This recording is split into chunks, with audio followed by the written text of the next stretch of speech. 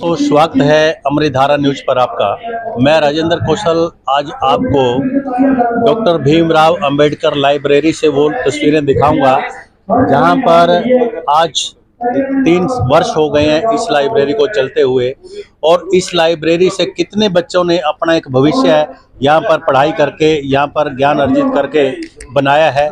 हम बात करना चाहेंगे, जैसा कि अभी आप मेरे सामने देख सकते हैं, सरदार भगत सिंह जी की जो ये तस्वीर है। और अगर बात की जाए तो क्रांतिकारियों की कहीं ना कहीं हर साल कोई ना कोई मेले के रूप में, कोई ना कोई जयंती के रूप में उनका एक जीवन को याद किया जाता है। ऐसे ही में ही अगर बात की जाए तो आज गांव धनौरी के अंदर डॉक्टर भीमराव अंबेडकर जयंती के इस 3 वर्ष के कार्य पूरा होने पर आज जो गांव के मुखी लोग हैं वो यहाँ पर पहुंचे हुए हैं। मैं बात भी आप लोगों के करवाऊंगा और ऐसे मौके पर क्या विचार आप लोगों तक, दर्शकों तक पहुंचते हैं, मैं ये बात करना चाहूँगा। अभी आप देखिए, शहीद भगत सिंह जी की तस्वीर आपके सामने आ रही है और जो गांव के प्रमुख लोग हैं वो मेरे साथ हैं। तो मैं सर इधर आइए आप प्लीज़, सारे इधर आ जाइए आप मेरे साथ। तो अभी मैं बात करूंगा जो गांव के लोग हैं, तो क्या कहना चाहेंगे इस मौके पर। इधर आ जाओ आप मेरे साथ, आप भी आ जाओ, इधर आ जाओ। तो दोस्तों, आपको मालूम है कि कहीं ना कहीं देश की आज़ादी के लिए हर क्रांतिकारी का योगदान रहा। और जहाँ तक बात की जाए, चाहे वो शिक्षा को लेकर के देश की लड़ाई लड़ने की बात हो, क्रांतिकारी विचारों से लड़ने की बात हो, या महात्मा गांधी के शांतिमय ढंग से लड़ाई लड़ने की, देश की आज़ादी की बात हो, ऐसे में गांव के मुखिया लोग मेरे साथ हैं। मैं बात करना चाहूँगा, जैसा कि दर्शकों को मालूम है, शहीदों की चिताओं पर हर वर्ष लगेंगे मेले, वतन पर मिटने वालों का यही नामो निशान होगा। ये शब्द कहीं ना कहीं आपके जहन में और आपके कानों में गूंजते होंगे, और आज से नहीं, क्रांतिकारियों के विचारों से गूंजते रहे। लेकिन आज के इस मौके पर क्या विचार निकल के आएंगे, मैं बात करना चाहूँगा। स्थिति जी नमस्कार। नमस्कार सर। सर, आज डॉक्टर भीमराव अंबेडकर जयंती आपके गांव में, जयंती तो नहीं कहूँगा, डॉक्टर भीमराव अंबेडकर लाइब्रेरी का, पुस्तकालय का 3 वर्ष का कार्य पूरा हो गया है। यहाँ से कितने बच्चों ने अपना एक भविष्य संवारा है यहाँ पर पढ़ाई करके, तो कुछ क्या कहना चाहेंगे आज इस मौके पर। सबसे पहले तो सर, मैं जो डॉक्टर भीमराव अंबेडकर लाइब्रेरी की जो टीम है जी, उनको बहुत बहुत बधाई देना चाहता हूँ। और जो आज एक ऐतिहासिक दिन का उन्होंने जो शुरुआत करी थी, उस पर रिजल्ट इतना अच्छा मिला है कि इस लाइब्रेरी से अब तक 8 बच्चे सरकारी नौकरी लग चुके हैं।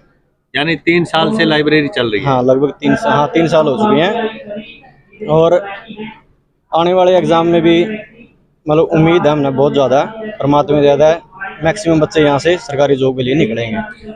तो जो युवा बच्चे हैं या जिनकी प्रेरणा लेकर के ये लाइब्रेरी यहाँ पर चल रही है, डॉक्टर भीमराव अंबेडकर की बात की, क्योंकि उन्होंने एक बात कही कि शिक्षा वो हथियार है कि जो शेरनी का दूध की भी बात कही है कि शिक्षा वो शेरनी का दूध है, जो पिएगा वो दहाड़ेगा। आप लोग क्या कहना चाहिए। बात ऐसे है सर, शिक्षा के बारे में तो अपने बुजुर्ग भी कहते हैं, यह सच्चाई है। शिक्षा एक ऐसी चीज है, इसने कोई नहीं बांट सकता, जिसके पास है उसी की चलेगी। ये सबसे ना इसको कोई जमीन की तरह बंटवा सकता है, ना प्रॉपर्टी बन सकती है। व्यक्ति को आगे बढ़ने का सबसे मजबूत हथियार है, और वो सिर्फ वही चला सकता है जिसके पास है। बिल्कुल, यानी इसकी कोई बांट नहीं है, इसकी ना किसी की बांट देखनी, जिसके पास है वही चलाएगा। सर, आप भी यहाँ के रहने वाले हैं। हाँ जी, पंचायत मेंबर हैं जी। अच्छा, क्या नाम है भाई का। राजीव कुमार है। राजीव कुमार जी, आज इस मौके पर क्या कहना चाहेंगे। 3 वर्ष हो गए हैं डॉक्टर भीमराव अंबेडकर पुस्तकालय को चलते हुए। यही कहना चाहूँगा कि ज़्यादा से ज़्यादा बच्चे शिक्षा ग्रहण करें, अच्छी शिक्षा ग्रहण करें, और लाइब्रेरी से जो भी सुविधा मिलती है उसका लाभ उठाएं और अपना भविष्य संभालें। तो जो टीम इस लाइब्रेरी को संचालित कर रही है, तो उनके लिए क्या कहना चाहेंगे। उनके लिए यही कहना चाहूँगा कि बच्चों को प्रोत्साहित करें, और सभी गांव में भी ये बात कम फैल रही है कि भाई यहाँ भी लाइब्रेरी है, तो इस बात को भी अच्छे से फैलाएं। यानी अभी तक काफी लोगों को पता नहीं कि यहाँ भी लाइब्रेरी चलती है। नहीं, तो ये कौन सी जगह लाइब्रेरी है, ये बताएं जरा। ये जो युवा संगठन का दफ्तर है उसी लाइब्रेरी में ज्यादा बच्चे जाते हैं, इसमें बहुत कम आते हैं। तो इसका पता तो बताओ कहाँ पे है, जो लोग आपको देख रहे हैं ये कहाँ जो के पढ़े बच्चे। ये जो युवा बस स्टैंड वाली गली है जो मेन नेहरा वाला चौक से हरिजन चौपाल में, यहीं ये लाइब्रेरी स्थित है। और इसकी नेहरा चौपाल से जो बस स्टैंड, हाँ अच्छा मेहरा चौपाल, अच्छा। मेहरा चौपाल में लाइब्रेरी चल रही है डॉक्टर भीमराव अम्बेडकर के नाम से। बहुत अच्छे व्यवस्था है। मतलब कहने का मतलब है एक माहौल, पढ़ाई का माहौल यहाँ दिया जा रहा है बिल्कुल गांव के बीच में।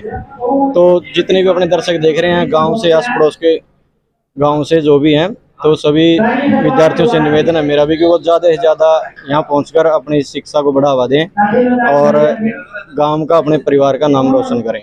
धन्यवाद। तो अभी देखिए, जो कहाँ तक बात आती है कि शिक्षा की जहाँ बात आई है, क्योंकि पुस्तकालय है तो शिक्षा का नाम ऑटोमेटिकली आएगा। तो ऐसे में एडवोकेट रणधीर सिंह जी जो इसी गांव से जन्मे और गांव में पढ़े लिखे, उसके बाद इन्होंने अपना जो है नरवाना के अंदर एक रिहास बनाई है, तो आज वो भी गांव में पहुंचे हैं। तो डॉक्टर भीमराव अंबेडकर पुस्तकालय में तो क्या कहना चाहते हैं, आज इस मौके पर मैं बात करना चाहूंगा। वकील साहब नमस्कार। नमस्कार जी। सर, कैसा महसूस कर रहे हैं कि अपने गांव के और अपनी जन्मभूमि पर आकर के? बहुत बढ़िया महसूस कर रहे हैं। आज उस महान शक्ति को याद किया जा रहा है जो गरीब परिवार में जन्म लेके भारत के पहले कानून मंत्री बने। मायना रखता है। उन दिनों में तो हम धरती में चीर लगाकर गिनती करते थे, अरे वाह। रस्सी पे गांठ बांध के गिनती करते थे। कोई कागज नहीं था, कोई कॉपी नहीं थी। और उन दिनों में उस महान शक्ति ने पढ़ाई करके हमारे भारत के कानून को,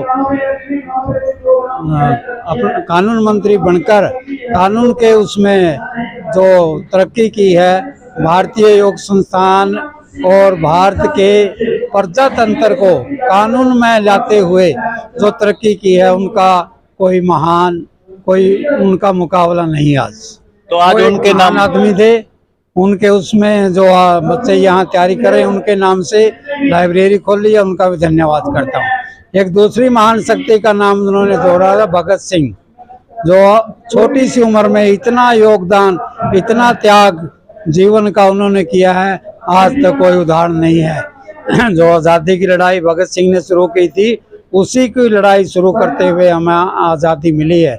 उन्होंने ही इसकी शुरुआत की थी। आज़ादी की जो लहर बनी है भारत में, वो भगत सिंह, चंद्रशेखर आज़ाद, उन महान सपूतों की वजह से आज हम आज़ाद भारत में जीवित हैं। जी देखिए दोस्तों, बहुत बड़ी बात है। जहाँ तक बात की जाए शिक्षा की बात, तो डॉक्टर भीमराव अम्बेडकर का नाम आना स्वाभाविक है, लेकिन गांव के अंदर जिस लाइब्रेरी के रूप में यहाँ पर एक पुस्तकालय का 3 साल से काम चल रहा है, तो ऐसे में बात की जाए तो बच्चों के लिए बहुत बड़ी एक प्रेरणा है कि बच्चों को वो वातावरण मिले जिसमें वातावरण में वो आकर के अपनी शिक्षा को बहुत ऊंचे लेवल तक ले जा सकते हैं। तो शहरों के बजाय आज गांव भी जो है ना वो अग्रसर हैं कहीं ना कहीं शिक्षा को लेकर के। तो इसी के मद्देनज़र आज गांव धनौरी के अंदर ये पुस्तकालय में का आयोजन किया जा रहा है। तो ये दिखाया है, अभी कुछ थोड़ा सा आपको और दिखाते हैं। यहाँ की तस्वीर है कुल लाइब्रेरी की।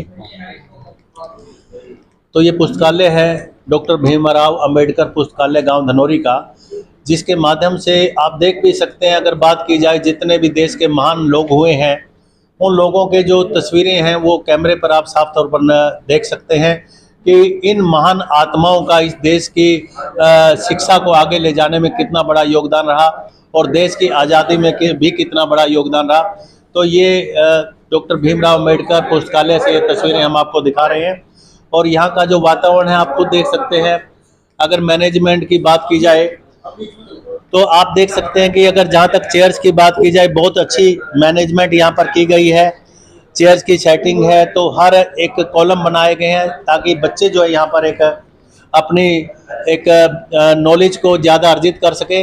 तो ऐसे में कुछ साथी जो जुड़े हुए हैं शिक्षा से, उनसे भी मैं बात करना चाहूँगा और ऐसे मौके पर बात करवाता हूँ डॉक्टर भीमराव अंबेडकर लाइब्रेरी से, जो गांव धनौरी की एक बहुत बड़ी ये 3 साल से कार्य रूप दे रहे हैं युवा मंडल के साथ ही। तो बात करना चाहूँगा सर नमस्कार। नमस्कार। क्या हाल चाल है कुलवंत बहुत जी? बढ़िया जी, आप सुनाओ। तो आज इतना बढ़िया वातावरण ये गांव धनौरी में बना हुआ है जी। और शिक्षा की जहाँ तक बात की जाए तो शिक्षा में लाइब्रेरी का बहुत बड़ा योगदान है। जी जी। तो क्या कहना चाहेंगे आज इस मौके पे? सबसे पहले तो मैं आपको थोड़ी जानकारी देना चाहता हूँ कि गांव धनौरी में ये सबसे पहली लाइब्रेरी अंबेडकर के नाम से ज्येष्ठ धर्मशाला में बनाई गई है। अच्छा। एक लाइब्रेरी हमारे युवा संगठन में भी है, आपने देखा भी होगा, बार बार विजिट भी करते रहते हो। हाँ। लेकिन आप देखोगे कि लाइब्रेरी और स्टडी हॉल ये दोनों एक अलग अलग चीज़ें होती हैं। आप इस जो ये लाइब्रेरी बना रखी है, आप इससे देखोगे जैसे एक बच्चा इधर बैठ के पढ़ेगा जी।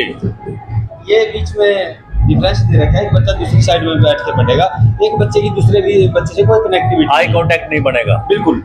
और लाइब्रेरी का सबसे बड़ा रूल यही है, एकांत में बच्चा पढ़ना चाहता है। यानी मैनेजमेंट यहाँ की जबरदस्त है। जी जी जी। लाइब्रेरी हम गांव में इसी को बोल सकते हैं कि लाइब्रेरी यहाँ पर है। लेकिन हमारे वहाँ जो युवा संगठन है वो भी बहुत अच्छा कर रहे हैं, लेकिन उसको एक स्टडी हॉल का रूप अभी तक मिला हुआ है। तो वहाँ हम पे चाहते हैं वहाँ भी इसी तरह की सुविधाएं मिले। तो वहाँ पर ऐसी व्यवस्था नहीं है जो यहाँ पर व्यवस्था बनाई गई है? आप बार बार विजिट करते रहते हैं, मेरे से ज्यादा आपको पता है।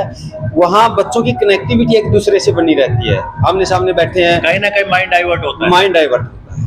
राइट। और हमारी हम युवा संगठन के प्रधान से मिलेंगे एक दो दिन में, उनको भी यही कहेंगे कि भी जो लाइब्रेरी का रूप है बहुत बढ़िया है आपका, इसमें कम से कम ऐसा सिस्टम बनाया जाए कि एक दूसरे से बच्चे की कनेक्टिविटी खत्म हो जाए। लेकिन ये जो पार्ट आपने बताया है, ये पार्ट एक बहुत बड़ा रोल अदा करता है, क्योंकि एक स्टूडेंट अगर उधर से तैयारी कर रहा है और दूसरा स्टूडेंट इधर है, तो कहीं ना कहीं बैठने के बाद, कुलवंत जी बैठ के दिखाइए आप जी।